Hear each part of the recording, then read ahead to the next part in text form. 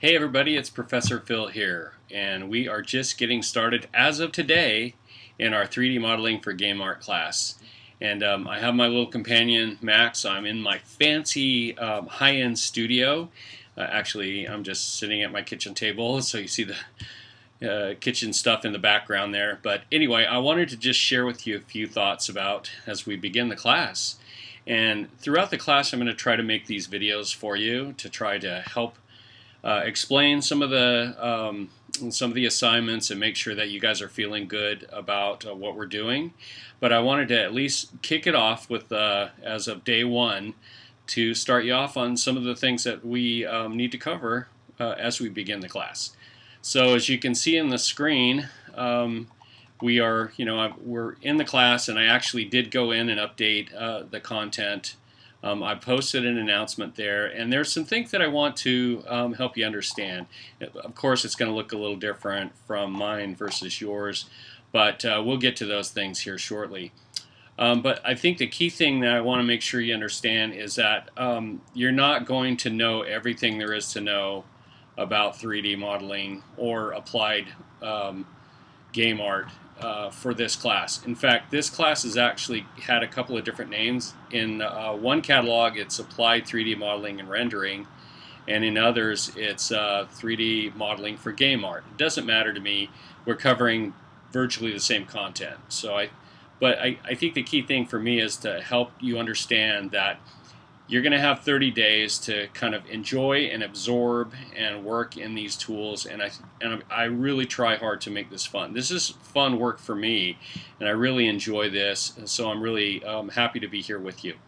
So what I want to do for the next few minutes here is just to kind of cover this week one to help you get started. And I'm going to be looking at my list just to make sure I hit all the highlights, because sometimes I get going and I had a little caffeine, so I'm a little amped up. But I just want to make sure I cover the things that I need to do. Basically, just so you get to know me, I don't really want to talk a lot about myself, but I've been with National for many years now, over 14 years, and I've taught here and used the 3D tools for a long time. And but I like to be challenged and grow and try the tools in different ways as well.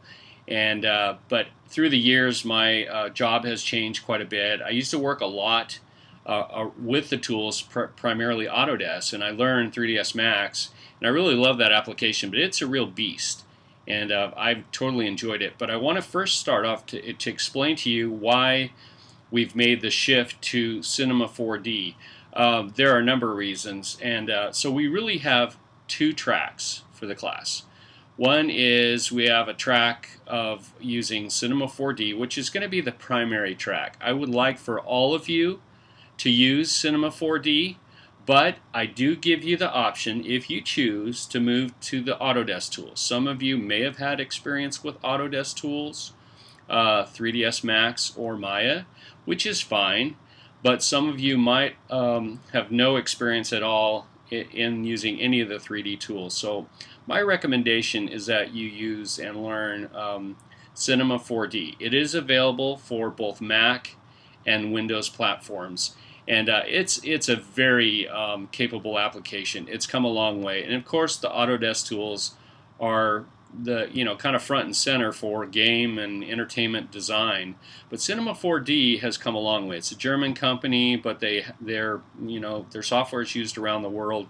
But it's primarily become a tool that seems to work a lot better with the Adobe Creative Cloud tools. In fact, Maxon signed an agreement with Adobe a few years ago to incorporate their tools inside of Adobe After Effects, which is really cool.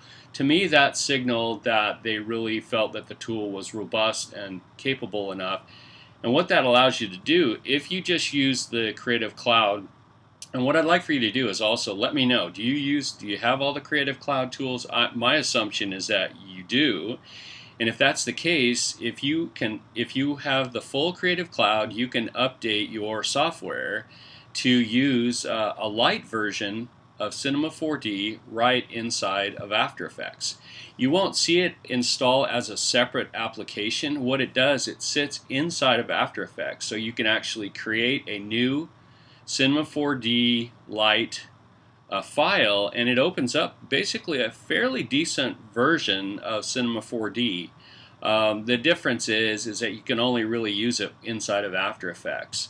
But it's cool and it's useful, and it has most of the tools are right there. So if you've got Creative Cloud, you probably didn't even know it, but you have a 3D tool that's built into it. They just kind of slipped it in, and not a lot of people use it that way, but I've been playing with it, and it's actually very robust and surprisingly capable just from within After Effects. But it's not a separate application. So if you have After Effects Creative Cloud and you go look to the list, it doesn't have an install for Cinema 4D. So, but we're going to take care of that in the class. And I'm going to change my view here for you so I can have it be in what you're going to see in the class, the student preview. Okay. So, and I did mention in the announcements the whole point of going to the various tracks and why we wanted to go with Cinema 4D. And there are quite a few reasons, but one of the key things that I think you'll find is that there is a little bit of an easier learning curve. I think that Cinema 4D is much easier to learn the basics of. Max and Maya are powerful, wonderful tools from Autodesk. 3ds Max only runs on the Windows platform. Maya is both Windows and Mac applications. But the Autodesk tools require a very robust computer. I've been teaching, this online class for quite a while, and it seems like here in week 1, many students get into trouble or have some problems right out of the gate because they can't install the software properly, and we would stick to Autodesk. So we in the previous classes we'd have Maya and Max were our options, but some people couldn't even get past the hurdle because those two applications require a very robust system to operate on. Even if you have a laptop, it's going to take a lot of power to run and to get the install working right, and they're massive files to download and also to install.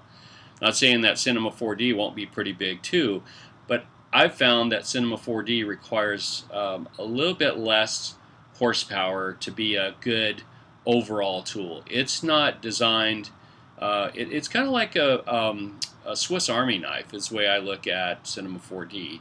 And I've found that I'm really starting to, I enjoy the tool. I did not work using the tool professionally because it really wasn't there when I was working in the field and actually used the Autodesk tools.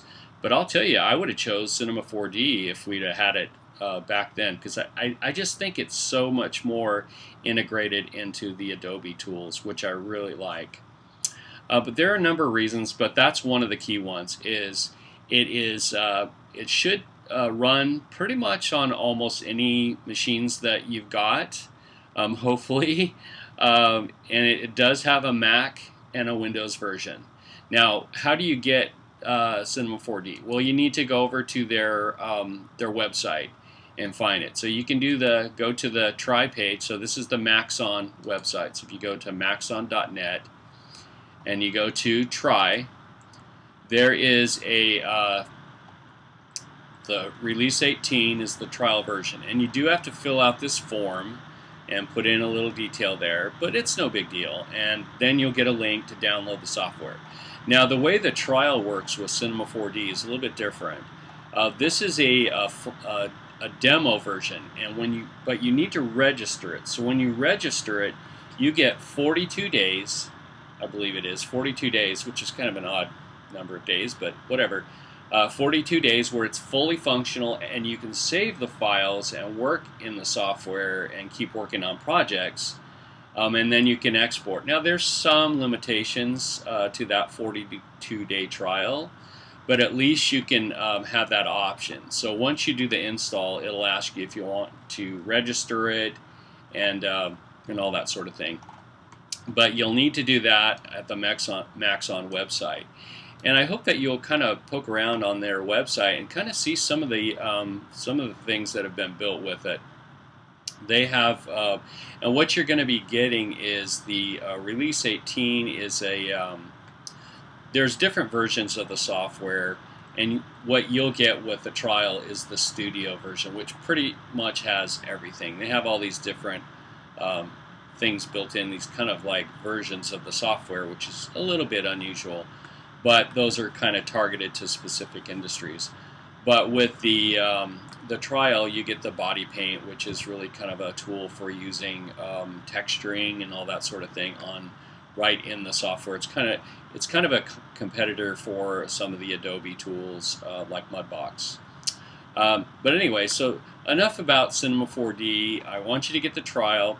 However, if you feel like if you've had some experience with Autodesk before, or if you feel like you want to focus on Autodesk tools, if you're thinking of working in the field and you have a goal to work in a game environment, then I would suggest to look at the Autodesk tools. I mean, it can't hurt to learn Cinema 4D, but Autodesk certainly has a toehold in the games and entertainment industry. Max and Maya are just very well known in the industry and used. Virtually every game studio uses Max and Maya, or sometimes some of them, depend on the size, might opt for just the one tool.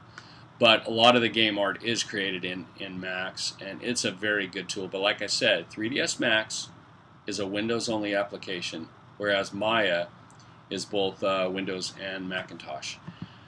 Okay, so let me catch my breath here for a second. I know I've been chattering on, but these are things that I wanted to make sure that we understood as we kick off the class. Cinema 4D is going to be our focus primarily.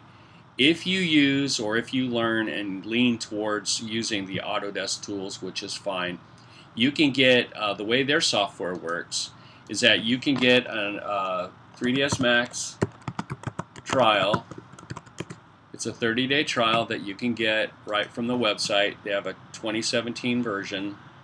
Of course, I'm recording this on my MacBook, but I couldn't run that on here unless I had the emulation software. But of course, you can try Max for 1 month. All right.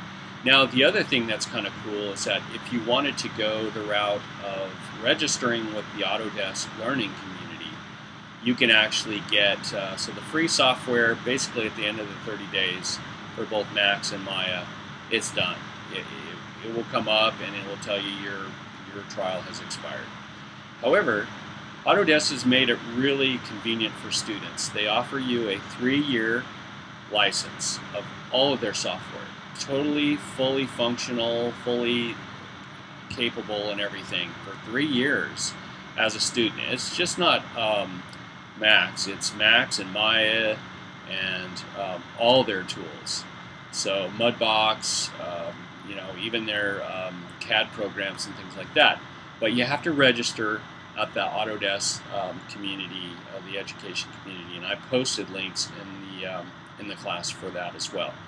So that is an option. If you use the 30-day trial, you're just going to have it for 30 days. If it's fully functional, you can export, save files, etc. for those 30 days. There are no limitations with Max and Maya for those 30 days, but it just ends at the 30-day period trial. But if you register for the 3-year license, then you have full access. Now, I would recommend to think this through. If you plan or think you might want to use Max beyond or Maya beyond the class, then go to the education site and get the go ahead and get the software that way. The 30-day trial, you would actually have to uninstall it and reinstall. Now, I've run into this before where I've tried it and it doesn't quite see. It doesn't. You can't put in like a serial number or whatever. At least in the past, it's been a little awkward. So you want to choose one or the other. You want to choose a 30-day trial, or you want to just go ahead and register for the 3-year license. And really, there's no harm either way.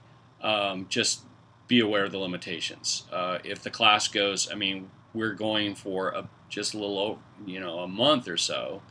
But if you need to use the software and you have a few more days, and I can tell you, since this class goes into the holiday period, I can be a little bit flexible with you wrapping it up. So if you need a little extra time there, I can work with you, but you don't want the software to expire because that'd be a real bummer.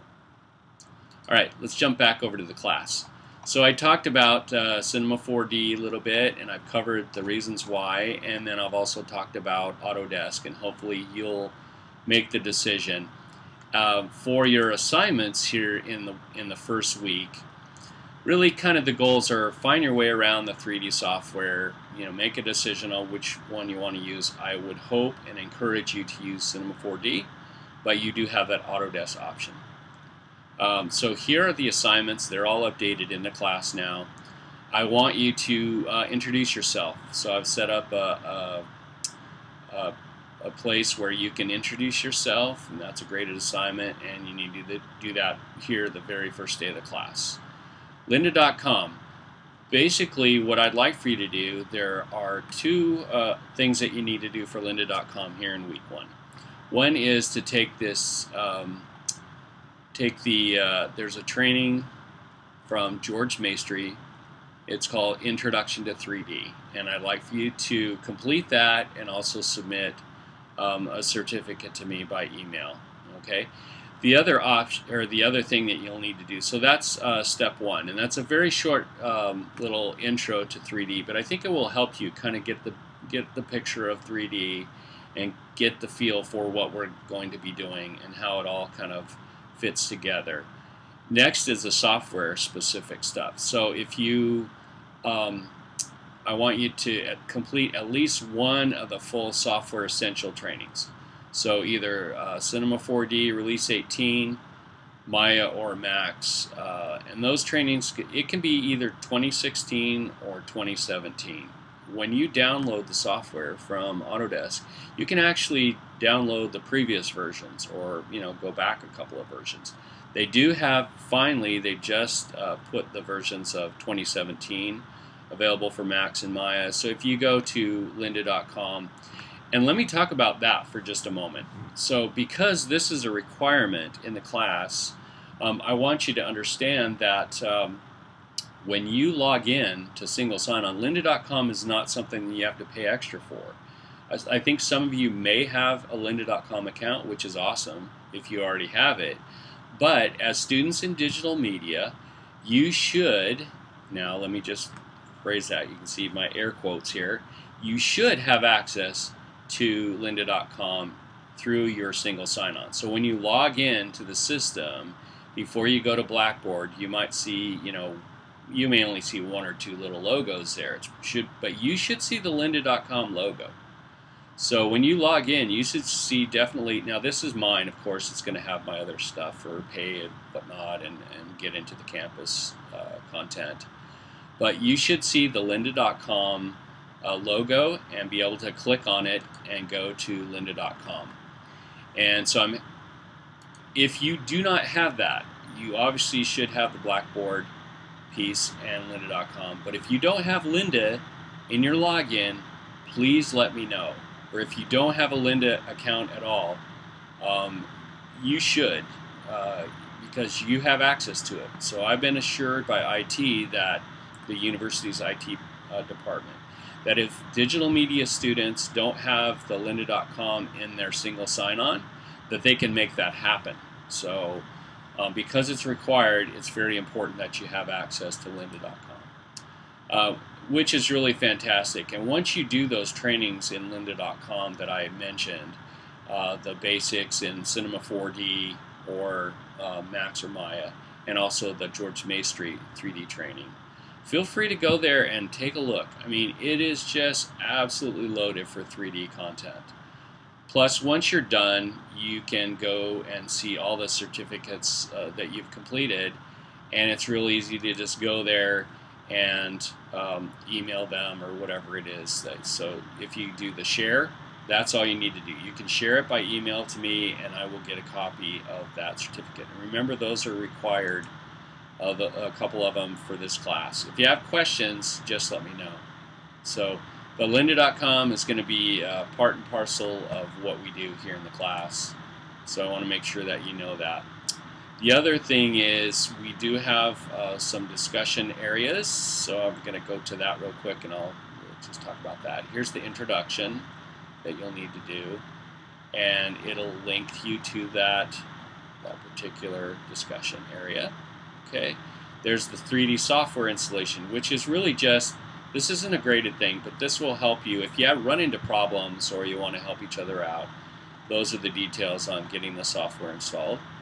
And then here in week 1, we do a very basic case study, and the content's over in the discussion area, and that's ready to go.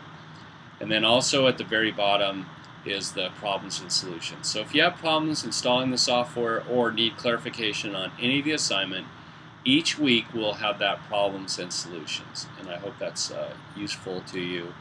And there's always a way that you can touch base with me. I will also let you know that I am very involved in the class. I don't sit on the sidelines. I've been really busy the last few weeks leading up to the class, but during the class I block off as much as I can outside so I can pay attention to you and help you through this class. This class is so much fun for me, and I really enjoy it, and I want you to succeed. I want you to set a goal with me, and I will help you develop a portfolio piece for your end-of-course portfolio. I think that's really important, and many students in the past classes have done amazing killer stuff that I'll be happy to share with you as we move through the class. But I think that's the most important thing that we can do. Is I want to help give you some practical tools, learn the 3D basics. You will not become an expert in any of the software that we use. And I certainly learn new pieces of, from each of the software applications all the time. You have to do that, it's just but they're very deep and very robust applications, and they're so much fun but you might only focus on one particular area of that. Now, you might hear my little dog here in the back. He's kind of tippy-tappy and behind me. If you hear him bark, then you'll know I'm just in my fancy studio. But he's running around my house now, and I'm surprised he hasn't bothered me yet for something, but so far so good. Okay, catching my breath one more time. I'm going to look at my list to make sure. So we've covered the basic introduction, the software, Cinema 4D main track, and then an optional track of Autodesk tools. The assignments in week 1, and one last thing I want to share with you. Hi Max, how you doing, buddy? Is that this class is scheduled here in November, December, and what's cool about that is we changed the place where it is in the program. Next month you'll have the gaming class. In previous classes, in previous years, the gaming class was before you took the 3D class. Well, we tied the two classes together. So what you're going to learn is the 3D basics, and then you're also going to go into that gaming class in January and take some of the knowledge that you've learned here and some of the assets that you've built and created and bring them into a 3D game engine. This will be the first class in January. Romeo Lorenzo is my good friend, and I've mentored him for quite a few years, and he's going to be teaching you the Unity game engine along with some of the other game design basics. What's really cool about this, the way we design this, is that you can learn the 3D tools and then using any of the tools that we use, Cinema 4D, Autodesk Max, or Maya, they export files that you can use right in a game engine. So it makes a lot of sense that we switch the times of the classes to put the 3D class first. So this will lead right into the January class, I think, quite well, and I think you'll enjoy that. And we'll talk more about the Unity game engine. So here in the first week, let me go back to the home page. I know it's a short week too because of the holiday and all that, Thanksgiving holiday, understandable. But the key thing is get the software, download it and install it. Learn the basic concepts. You're going to have an assignment here in the first week where you actually do a design exercise, and it's creating this space scene with primitive modeling. And it doesn't have to be perfect. You're learning the software. So this is a way to get hands-on into the software, and you'll actually submit the 3D files and the texture files that you use. But in order to do that, you want to do the lynda.com for your particular application. And the 3D, the Essentials and Cinema 4D will help you prepare for this primitive modeling basics assignment. But this gives you both installation of the software and actually gets you using the software right here in week 1. So I think I've spoken enough for now. I hope that you will find that I'm accessible to you. I have my phone number, my email address. We don't do live pieces, live training during the class. I've found that it's very difficult for people to get there, and I don't want you to feel guilty. This is an online class. So everything we do, if we have a live Q&A, I will record it and provide it for everyone, because I know you can't get to live classes. To me, that doesn't make for a very good thing to do, to recommend or ask you to attend a live class, and when I know you're busy and you have lives and work and families and everything else. So I don't do it that way. I post recordings. Some of you probably go, oh gosh, put it on fast forward. On YouTube you can actually run the any videos at like 1.5, 2 times speed, and then I'll sound like a little chipmunk, which is fun, I guess, maybe in a weird way. But anyway, we're gonna have fun in the class. I'm not your I really just love this stuff. I think we're going to have a great time. And I want you to enjoy the class, but I also want you to work hard. You need to keep up with it. There's a lot to do. Even here in the first week, because we have the holiday break, we don't take time off. All right? Now, if you want to block off those days, I'll completely understand. But assignments for this week are due this coming weekend, for the most part, Sunday. So you only have a couple things that are due early in the week. Monday, Tuesday, will be your introduction, and also the first discussion, where you put your first response to that. If you have any questions about any of the assignments, any of the software, if you have challenges with downloading or installing, please send me an email, let me know. I can walk you through it. The software is great. You'll love it. Cinema 4D is a blast. I mean, it's so powerful. And one thing that's really cool is that when you do the installation of Cinema 4D, it gives you loads and loads of tools. I was going to kind of refrain from doing this, but let me just launch this up real quick here. While that's loading up, and of course this is this is release 18. Now it may look a little bit different for you as a trial. I'm not sure how the demo part of it works. I have the actual purchased version of release 18. But one thing I just want to show you real quick, which is really cool. I highly recommend that you, when you launch the application, you just dig around in there. Don't let it overwhelm you. Any of the software that is out there for 3D is going to be really, when you look at the interface, it can be so overwhelming. I've had many students that just launch the app and just freak out. And I don't want you to do that. I mean, it is a beast. I mean, there's a lot going on here. So I just want you to make sure that you understand that, and I'll bring it all up into the window here so you can see it. But this is one of the things I recommend you doing. Once you get the software installed, the other thing that will happen, when you install Cinema 4D the very first time, and then you come back and launch it again, it probably will ask you to download an update. It seems to want to do that almost every installation. So it'll do the basic installation, and then it will ask you to update. And that's good. It's got a great help system built in. It's got tutorial links. You can go out to Maxon for support and all that. But the one thing that I really, really like inside, and I recommend that you dig around in, is the content browser. Now you can dock this, but what it does, it gives you all these wonderful files to look at and to play with and to open. So if you want to take a look at, and it'll also show you all the different versions of the software. Here's the studio version, and here's So you got lots of example scenes. So for example, if you just wanted to load up characters, or let's see, here's a little scene that you can launch up, and you can see the animations already on this little walking robot. But you can go in here and actually start, looking how the pieces are put together in this file, and start disassembling and playing with. But that's all built into the content that comes with the software, which is really kind of cool. So anyway, that's about all I have for today. I think I've been talking for way too long. I apologize for that, but I wanted to just at least touch base with you day one. The rest, I promise, will be a lot shorter and a little more specific. This one is kind of like the kickoff for the class.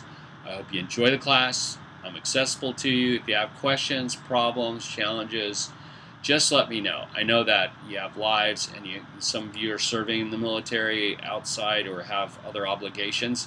Just keep me posted. I don't know, if I don't hear from you, then I worry that you're having a problem with the software, whatever.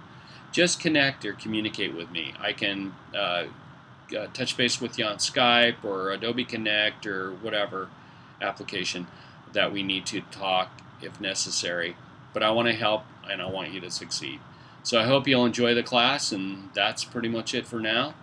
Take care, and we'll see you as the class progresses. Thanks for being a part of it.